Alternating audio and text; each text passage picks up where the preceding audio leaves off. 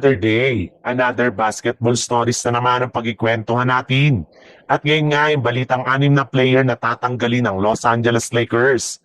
At ang balitang 5-team trade na magagawa ng Golden State Warriors. Sa ipinakita pa lang ang performance ng Los Angeles Lakers sa kanilang pagkatalo laban sa Detroit Pistons kahapon, ay mukhang malinaw na nga na wala silang pag-asa na makipag-compete sa kampyonato. Kaya kailangan na talaga ng kanilang team na gumawa ng trade na siyang nag-iisang paraan para lamang maisaayos ang problema ng kanilang kasalukuyang lineup. Sa madaling salita, kumpirmado na nga nagagawa na si Rob Pelinka ng trade sa lalong madaling panahon.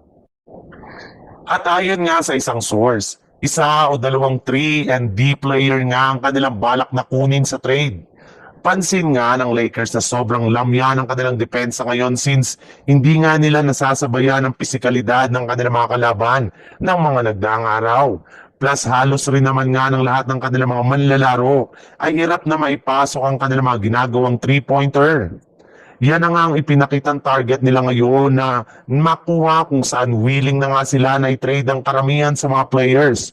Katulad na lamang ni Gabe Vincent, Dalton Kani, Rui Hachimura, Maxi Kleber, Jared Vanderbilt at isa nilang future first round pick. Sa ibang balita naman, kahit man nga wala siyang iniindang injury sa kanyang pangangatawan, ay hindi pa rin nga siya pinaglalaro at hindi siya binibigyan ng kahit anumang playing time ni Coach Steve Kerr. Sa madaling salita, malinaw na nga na tuluyan na siyang natanggal sa kanilang kasalukuyang rotation at inaasahan nga na hindi pa rin siya makakasama sa kanilang team sa mga susunod nilang laban. At base pa nga sa pinakahuling inilabas na balita ngayong araw, kumpirmado na nga na hindi tapos ang prangkisa ng Warriors sa pagpapanatili at pagtsatsaga kay Kuminga na hanggang ngayon ay hindi pa rin naman nga nag-improve ang galaw sa loob ng court. Kaya balak na nga nila itong i-trade as soon as sa darating na January 15. Kapag tuluyan na silang pinayagan ng NBA na i-trade ito sa ibang kupunan. Sa katunayan, maaari pa nga siyang makagawa ngayon ng 5-team trade scenario kung saan dito nga ay makukuha ng Atlanta Hawks sina Anthony Davis, Zach LaVine, D'Angelo Russell. Sungkit naman dito ng Dallas Mavericks sina Domantas Sabonis, Zachary Richardson, Luke Kennard, 2026 first round pick at isang 2028 first round swap.